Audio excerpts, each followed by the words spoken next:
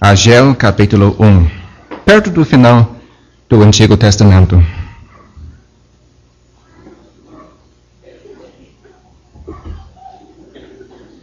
Versículo 1. E no ano segundo do rei Dario, no 6º mês, no 1º dia do mês, veio a palavra do Senhor pelo ministério do profeta Ageu a Zorobabel, filho de Sealtiel, príncipe de Judá, e a Josué, filho de Josadaque, o sumo sacerdote, dizendo: Assim fala o Senhor dos Exércitos, dizendo: Este povo diz, não veio ainda o tempo em que a casa do Senhor deve ser edificada. Veio, pois, a palavra do Senhor pelo ministério do profeta Ageu, dizendo: É para vós tempo de habitardes nas vossas casas estucadas, e esta casa há de ficar deserta? Ora, pois, assim diz o Senhor dos Exércitos: Aplicai os vossos corações aos vossos caminhos. Versículo 7. Assim diz o Senhor dos Exércitos: Aplicai os vossos corações aos vossos caminhos. Subi ao monte e trazei madeira, e edificai a casa, e dela me agradarei, e eu serei glorificado, diz o Senhor. Olhastes para muito, e eis que alcançastes pouco, e esse pouco, quando o trouxestes para casa, eu lhe soprei. Por que causa? Diz o Senhor dos Exércitos. Por causa da minha casa, que está deserta, e cada um de vós corre à sua própria casa. Por isso retém os céus o seu orvalho, e a terra retém os seus frutos. Versículo 12. Então ouviu Zorobabel, filho de Sealtiel, e Josué, filho de Josadaque, sumo sacerdote, e todo o resto do povo, a voz do Senhor seu Deus, e as palavras do profeta Ageu, como o Senhor seu Deus o tinha enviado, e temeu o povo diante do Senhor. Então Ageu, o embaixador do Senhor, falou ao povo, conforme a mensagem do Senhor, dizendo: Eu sou convosco, diz o Senhor. E o Senhor levantou o espírito de Zorobabel, filho de Sealtiel, príncipe de Judá, e o espírito de Josué, filho de Josadaque, sumo sacerdote, e o espírito do resto de todo o povo, e vieram e trabalharam na casa do Senhor dos Exércitos, seu Deus, ao 24º dia do 6º mês, no 2º ano do rei Dario. Capítulo 2 e 1. No 7º mês, ao 21º do mês, veio a palavra do Senhor pelo ministério do profeta Ageu, dizendo: Fala agora a Zorobabel, filho de Sealtiel, príncipe de Judá, e a Josué, filho de Josadaque, sumo sacerdote, e ao resto do povo, dizendo: Quem há entre vós que, tendo ficado, viu esta casa na sua primeira glória? E como a vedes agora? Não é esta como nada em vossos olhos, comparado com aquela? Ora, pois, esforça-te, Zorobabel, diz o Senhor. Esforça-te, Josué, filho de Josadaque, sumo sacerdote. E esforçai-vos, todo o povo da terra, diz o Senhor, e trabalhai, porque eu sou convosco, diz o Senhor dos Exércitos. Segundo a palavra que concertei convosco, quando saíste do Egito, e o meu espírito habitava no meio de vós, e não temais. Porque assim diz o Senhor dos Exércitos, ainda uma vez, daqui a pouco, e farei tremer os céus, e a terra, e o mar, e a terra seca. E farei tremer todas as nações, e virá o desejado de todas as nações, e encherei esta casa de glória, diz o Senhor dos Exércitos. Minha é a prata, e meu é o ouro, diz o Senhor dos Exércitos. A glória desta última casa será maior do que a da primeira, diz o Senhor dos Exércitos. E neste lugar darei a paz, diz o Senhor dos Exércitos. E ao 24º dia do mês nono, no segundo ano de Dario, veio a palavra do Senhor pelo ministério do profeta Ageu, dizendo: Assim diz o Senhor dos Exércitos. Pergunta agora aos sacerdotes acerca da lei, dizendo: Se alguém leva carne santa na aba do seu vestido, e com a sua aba tocar no pão, ou no guisado, ou no vinho, ou no azeite, ou em qualquer outro mantimento, ficará este santificado? E os sacerdotes respondendo diziam: Não. E disse Ageu: Se alguém que se tinha tornado impuro pelo contato com um corpo morto tocar em alguma dessas coisas, ficará isso imundo? E os sacerdotes respondendo diziam: Ficará imunda. Então respondeu Ageu e disse: Assim é este povo, e assim é esta nação diante do meu rosto, diz o Senhor, e assim é toda a obra das suas mãos, e tudo o que ali oferecem, imundo é. Agora, pois, aplicai o vosso coração a isto, desde este dia em diante, antes de pordes pedra sobre pedra no templo do Senhor. Versículo 20. E veio a palavra do Senhor segunda vez a Ageu, aos 24 do mês, dizendo: Fala a Zorobabel, príncipe de Judá, dizendo: Farei tremer os céus e a terra, e derrubarei o trono dos reinos, e destruirei a força dos reinos das nações, e destruirei o carro, e os que nele se assentam, e os cavalos, e os que andam montados. Neles cairão, cada um pela espada do seu irmão. Naquele dia, diz o Senhor dos Exércitos: Te tomarei, ó Zorobabel, filho de Sealtiel, servo meu, diz o Senhor, e te farei como um anel de selar, porque te escolhi, diz o Senhor dos Exércitos. Temos lido bastante, mas que a leitura sirva para a nossa bênção esta tarde. Passaram-se os 70 anos de cativeiro lá na Babilônia. Foram anos de tristeza, de modo geral, de muito prejuízo no sentido espiritual. Mas finalizando aquela época de 70 anos, lá na Babilônia, Deus levantou um homem chamado Ciro para abrir a porta, dando oportunidade para os cativos voltarem para sua pátria. E nós lemos ali em Esdras, por exemplo, capítulo 1, como Ciro deu permissão para quem quisessem se levantar e voltar para Jerusalém.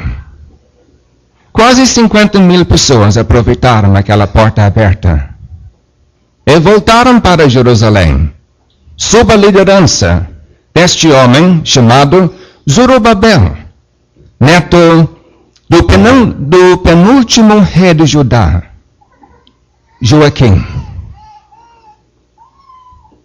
Zorobabel era um homem muito bom, um homem, digamos, espiritual, um homem que queria o bem nas vidas do povo de Deus. Assim ele trouxe de volta para Jerusalém quase 50.000, vamos dizer, repatriados. Em Esdras, capítulo 3, nós lemos que logo essas pessoas começaram a construir o altar. Digamos, ali nós temos a primeira tarefa dessas pessoas recém-voltadas. Construíram o altar. Será que temos crentes aqui interessados em construir um altar assim? Será que temos alguém aqui querendo fazer sacrifício para Deus. Você tem interesse nisso? Será que o seu coração transborda de tal forma que você está disposto a oferecer sacrifícios? Essas pessoas ficaram gratas e queriam mostrar a sua gratidão ao oferecer sacrifícios naquele altar. Quais sacrifícios, diz alguém? Quais sacrifícios eu posso oferecer? Você pode oferecer-se a si mesmo. Já pensou nisso? Você tem como colocar-se a si mesmo sobre o altar? Em sacrifício vivo. Romanos capítulo 12. Será que nós temos um crente aqui querendo fazer isso? Mesmo aqui nesta conferência. Deus tem me salvado? Ele tem me dado a vida eterna? Que bom que Ele deu o seu único filho para me salvar, um pobre pecador como eu. O que eu posso fazer para agradar o meu Deus, que fez tanto por amor de mim? Você tem como oferecer-se a si mesmo. Também pode oferecer o sacrifício de agradecimento, de louvor, de adoração. Cultivemos esta prática, amados irmãos, de adorar a Deus, de oferecer sacrifícios espirituais. Agora estou pensando em 1 Pedro capítulo 2. Nós somos casa espiritual. E temos como oferecer sacrifícios agradáveis a Deus. Nós também podemos meter a nossa mão no bolso. Para fazer o que, diz alguém? Para oferecer sacrifícios monetários a Deus. Assim, nós temos o privilégio de construir o altar nas nossas vidas para oferecer sacrifícios a Deus. Eu gosto daquilo que está escrito em Esdras capítulo 3. Sim, eles construíram o altar, mas nós lemos que eles firmaram o altar na sua base. Para eles não era uma coisa temporária. Eles firmaram o altar, indicando: este altar está aqui para ficar. Nós vamos oferecer sacrifícios constantemente. Mas, em seguida, eles queriam lançar os alicerces do templo. Estou me referindo aos repatriados. Lançaram os alicerces e pretendiam levantar os muros. Mas nós lemos como os samaritanos debilitavam as mãos dos edificadores. Nós lemos que causaram inquietação entre os judeus. Até os samaritanos alugaram conselheiros para frustrarem os planos dos trabalhadores. O resultado? Você pode adivinhar o resultado de tudo isso? Infelizmente, os recém-voltados entregaram-se ao desânimo. Como nós já ouvimos, não perseveraram na construção. Não manifestaram as características dos crentes em Atos capítulo 2.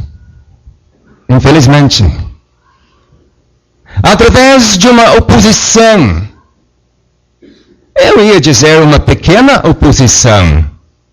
Eu não acho nada grave ali em Esdras capítulo 4. Mas aquilo serviu para desanimar. dos judeus entregaram-se facilmente demais para o desânimo e desistiram da construção do templo. E uma pena que isso aconteceu.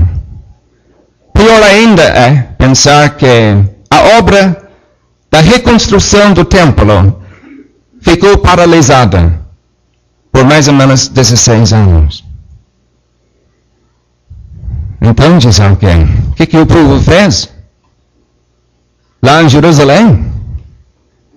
Nós temos lido aqui, Ageu, que este povo concentrou todos os seus interesses, todas as suas forças, na construção das suas próprias casas.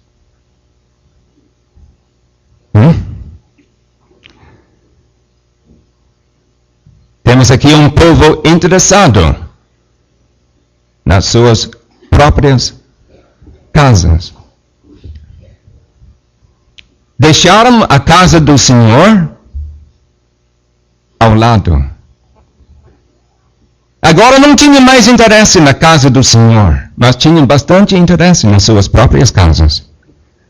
E nós lemos aqui que reconstruíram as suas casas.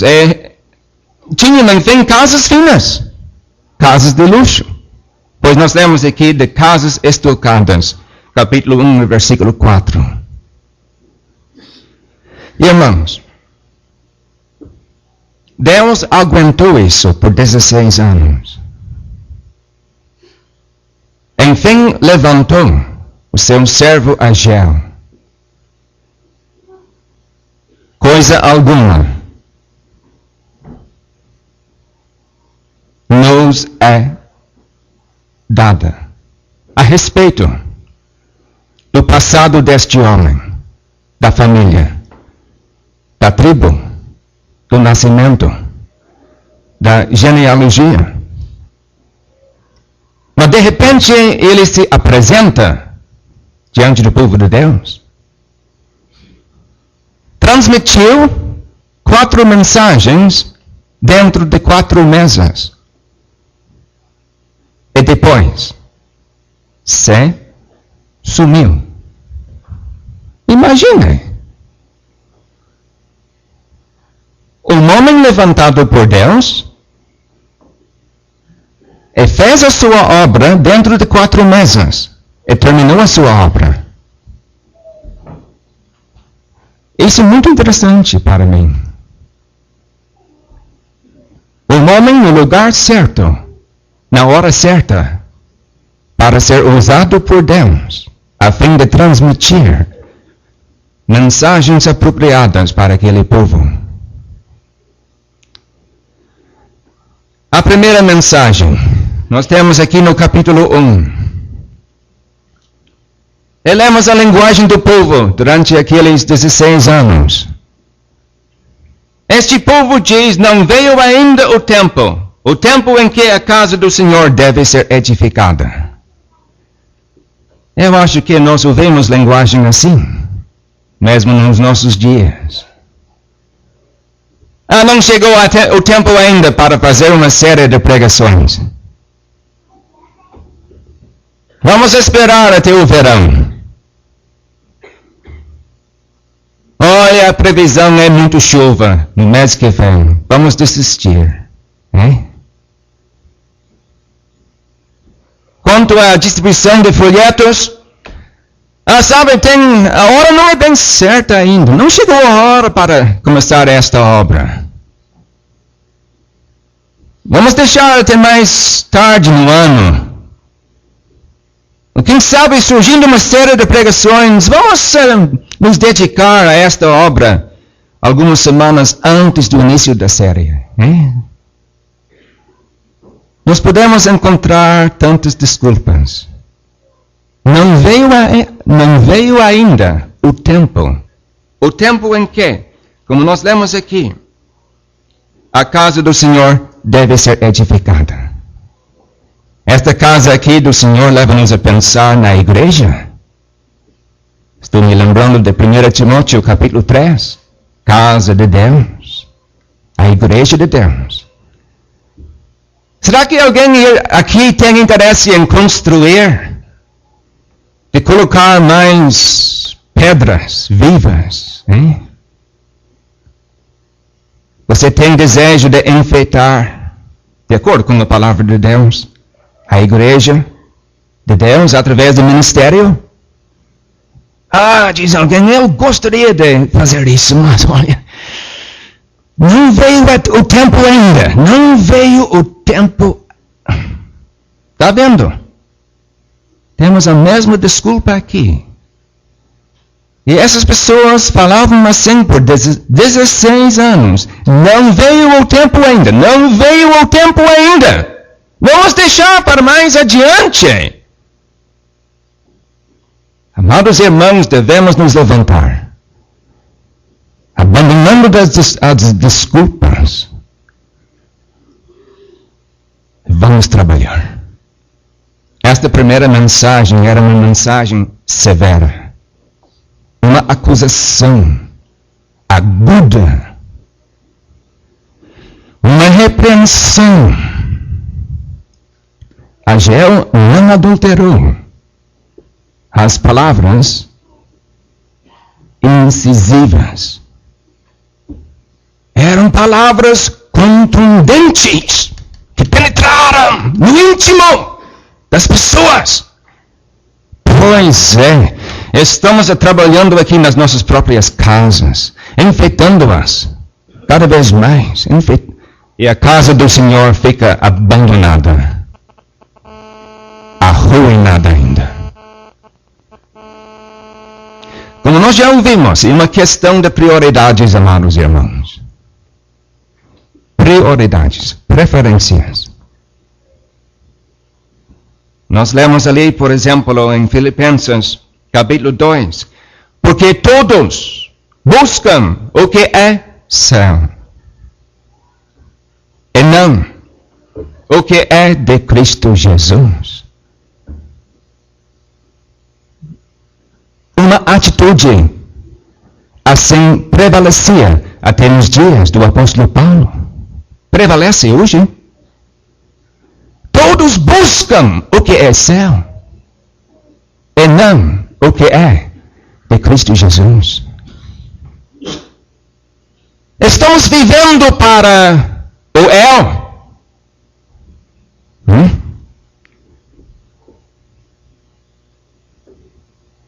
E Deus está do lado de fora. Ou quem sabe está longe daquele ponto focal nas nossas vidas. Deixe-me dar conselho que eu recebi.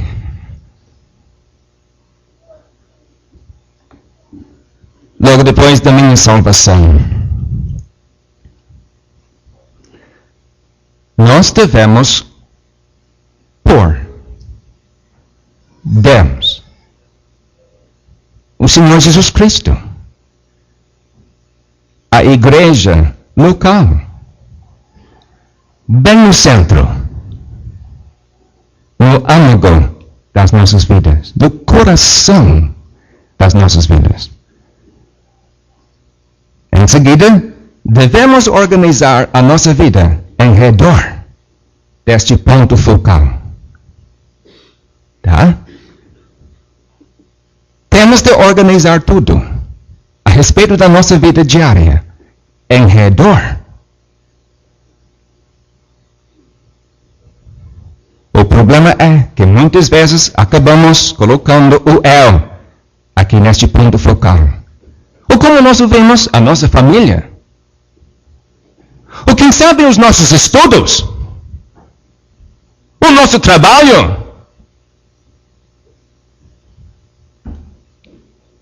E as coisas de Deus estão lá longe deste ponto focal. E a linguagem é: se der tempo, se houver oportunidade, se tiver uma folga, eu vou assistir às reuniões. Não, amados irmãos, isso não ia funcionar. Devemos colocar as coisas de Deus bem no centro da nossa vida. Tá? E devemos organizar a nossa vida em redor deste ponto focal. Isso vai nos ajudar. Os nossos irmãos que estudam de noite, um ponto delicado, não é? Deixe-me fazer uma pergunta. É necessário estudar de noite? É? Ou não é? Você tem que responder. Eu não estou censurando. Não estou censurando. Estou apenas fazendo uma pergunta. Você bem sabia que estudando de noite ia perder todas as reuniões durante a semana? Surgindo uma série de pregações, não ia poder assistir para ajudar?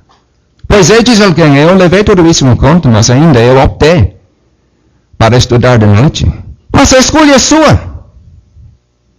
Estou apenas levantando este assunto para deixar você pensar. A minha pergunta é necessário estudar de noite?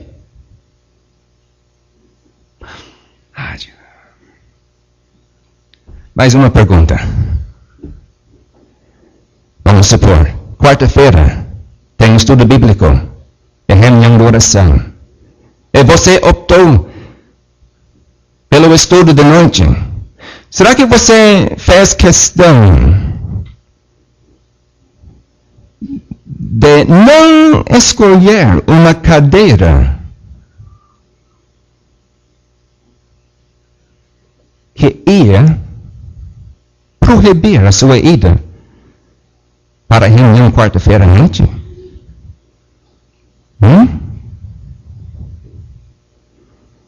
Estou levantando essas perguntas só para deixar você pensar.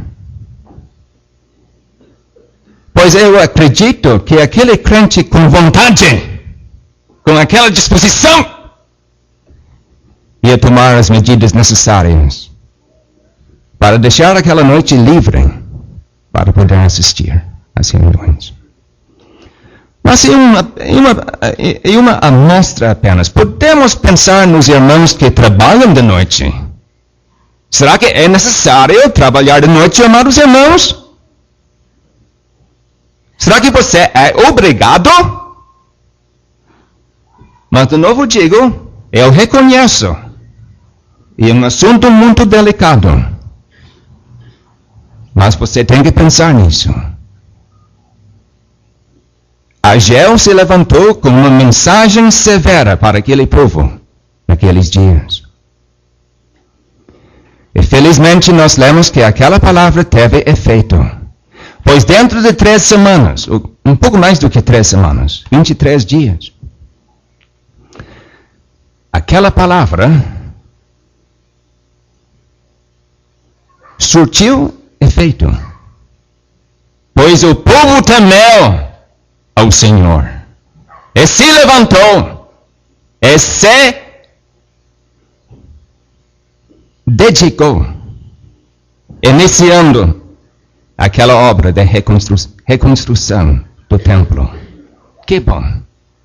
Temos aqui um povo obediente, enfim, que se levantou para reconstruir o templo. A segunda mensagem. Ageu traz à tona um problema vital para o povo naquela época, ao prosseguir com a reconstrução do templo.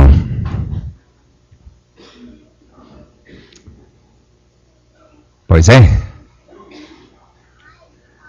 À medida em que a obra avançava e os planos para o novo templo se concretizavam, eram inevitáveis as comparações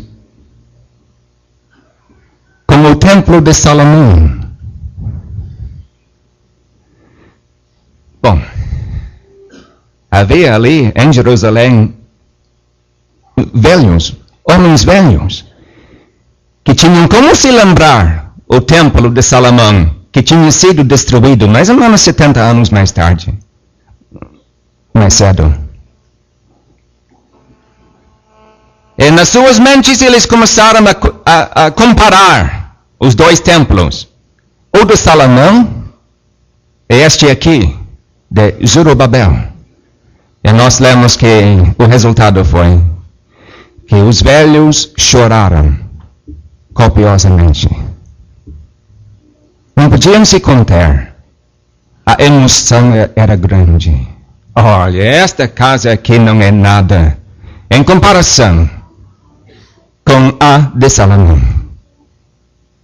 Esta casa aqui que nós estamos construindo não é tão gloriosa, não é tão magnífica, tão bela.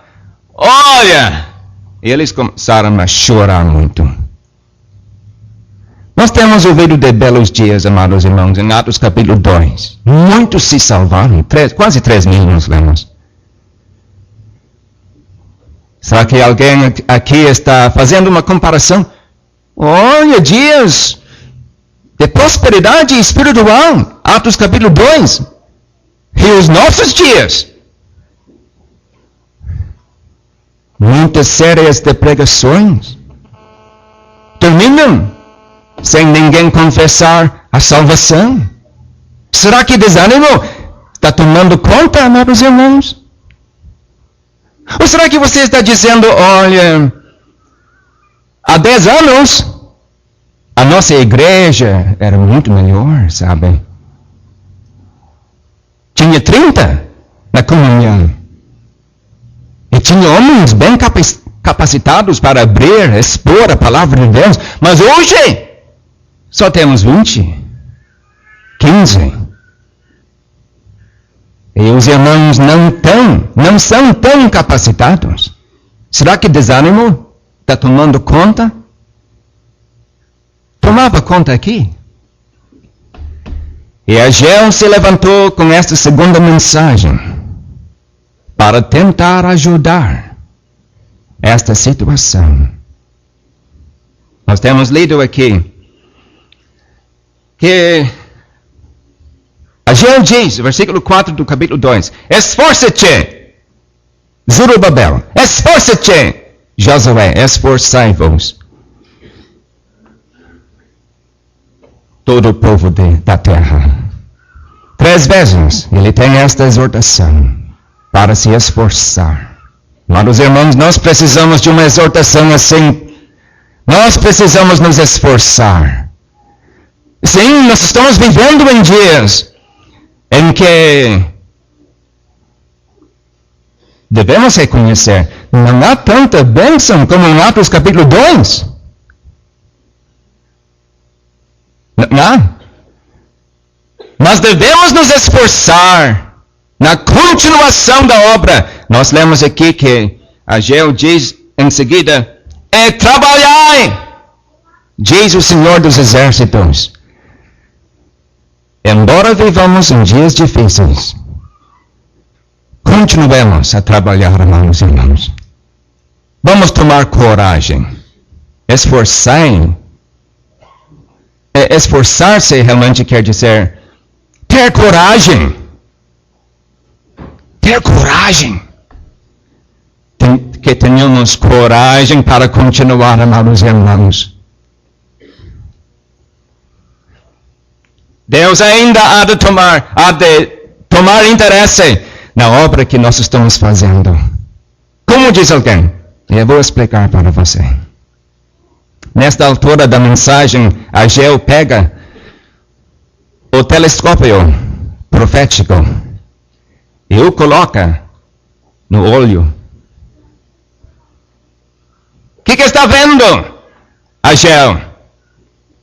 Olha, estou vendo no futuro dias de perturbação nas nações do mundo. Abalos cósmicos, bem como terrestres. Estou vendo o colapso do sistema político do mundo. Os governos estão caindo. Eu vejo tudo isso. Mas além disso, eu vejo a vinda do desejado das nações, o Senhor Jesus Cristo. Eu vejo a sua entrada nesta casa. Podemos dizer que os templos, temos 5 templos, você sabe disso, 5 templos nas Escrituras, mas parece-me que Ageu está vendo todos os templos como um só. Ele vê a entrada do Senhor Jesus Cristo no templo, aqui neste mundo. Que dia da glória! Em outras palavras, ele está animando as pessoas, dizendo: olha, um dia, o desejado das nações. Só para simplificar, eu sei que esta passagem é um pouco polêmica, mas o desejado das nações é o Senhor Jesus Cristo. Os irmãos podem ter outro pensamento. Às vezes eu tenho também, mas eu gostaria de ficar com aquilo que está escrito aqui. O desejado das nações, Cristo mesmo, entrando na casa do Senhor, em Jerusalém, em pessoa. Que dia da glória! Vale a pena continuar a reconstrução deste templo. Talvez não seja tão glorioso como o templo de Salomão, mas o desejado das nações há de entrar aqui. Amados irmãos, nós estamos envolvidos num trabalho que realmente agrada a Deus. O que nós estamos fazendo? Deus está usando os seus servos para adquirir a noiva para o seu filho. E um dia este filho há de ter muito prazer na sua noiva. Ela estará ao seu lado naquele dia da glória. Vale a pena continuar, amados irmãos. A obra é grande, é gloriosa. Embora não haja muita bênção, há ainda bênção. E Deus há de ter prazer na obra, mesmo que nós fazemos aqui no Rio Grande do Sul. Ele tem prazer na obra, mas o tempo está correndo. A terceira mensagem tem 2 indagações. Ageu tem 2 perguntas para os sacerdotes. Eu gostaria de simplificar este assunto sem entrar nos detalhes. A santidade não é transmissível. Não é. O pecado é contagioso. Ageu estabelece esses princípios nessa mensagem, tá? Não é possível transmitir a santidade para outrem. O pecado é contagioso.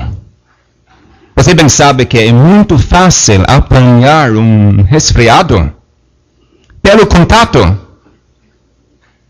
com alguém que a tenha, que o tenha.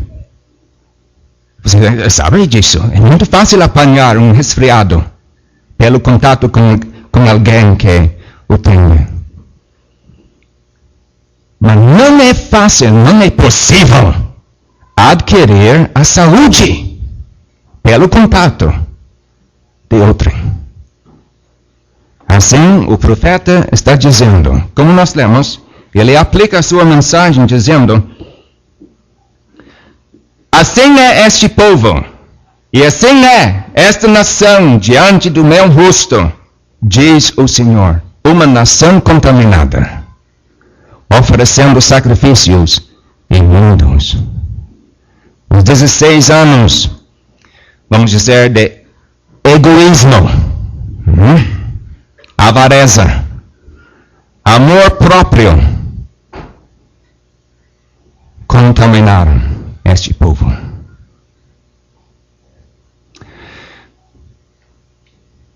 Irmãos,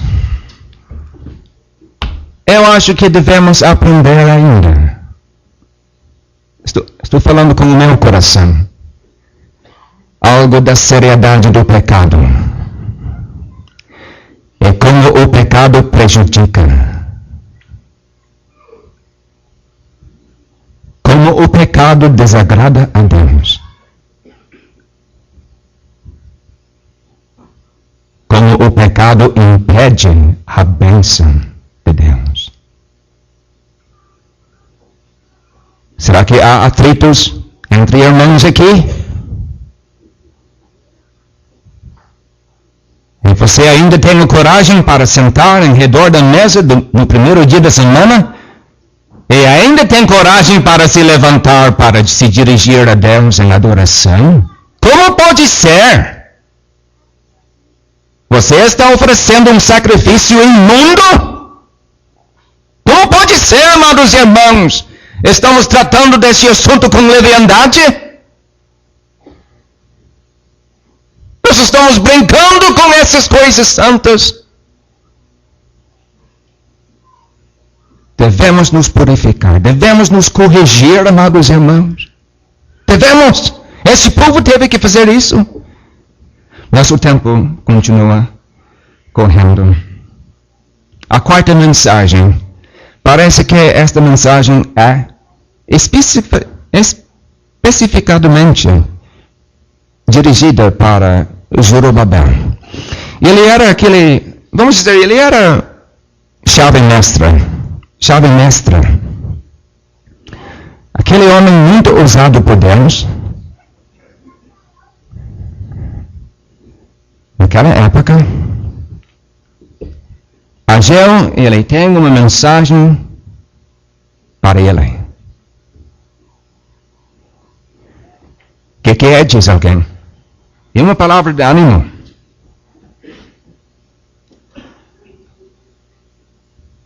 Neste momento eu quero me dirigir para aqueles irmãos que assumem liderança entre o povo de Deus. E um trabalho pouco apreciado pelos demais crentes. Pouco valorizado. Mas é trabalho. É trabalho. Aqueles irmãos têm que enfrentar tanta coisa, até mesmo críticas. Mas tome ânimo, amado irmão. Tome ânimo.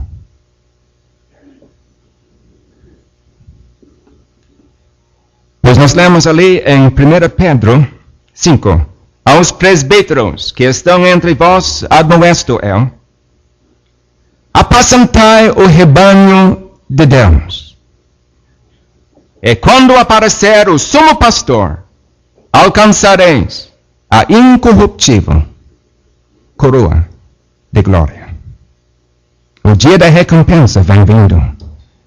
É para você continuar no seu trabalho, desempenhando a sua função de acordo com a vontade de Deus, tentando ajudar na sua igreja, fazendo o máximo possível para ajudar o rebanho de Deus. Eu sei que temos aqui uma profecia messiânica também no final deste livro. Mas também, amados irmãos, eu acho que temos uma palavra pessoal dirigida para Zorobabel. Pois nós lemos aqui. Naquele dia, diz o Senhor dos Exércitos, te tomarei, ó Zorobabel, filho de Sealtiel, servo meu. Diz o Senhor, e te farei como um anel de selar. Talvez nem todos iam concordar comigo neste momento. Mas eu acho que, além de ter uma profecia messiânica, Ageu está dizendo para Zorobabel, depois da ressurreição, o Senhor vai ter uma posição de destaque no reino do Senhor Jesus Cristo. Pense bem, irmãos, naquilo que estou dizendo.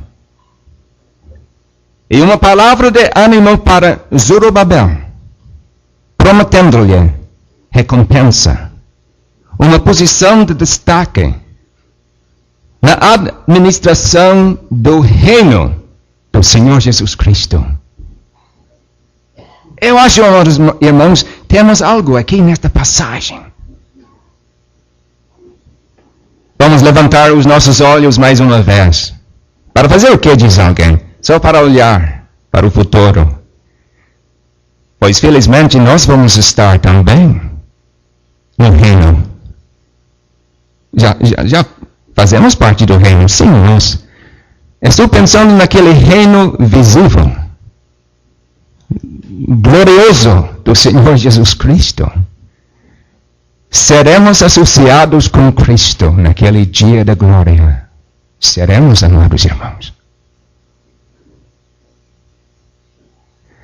E seremos recompensados. Seremos. Assim, aguentemos as dificuldades agora. O dia da glória vem vindo. Que Deus nos ajude.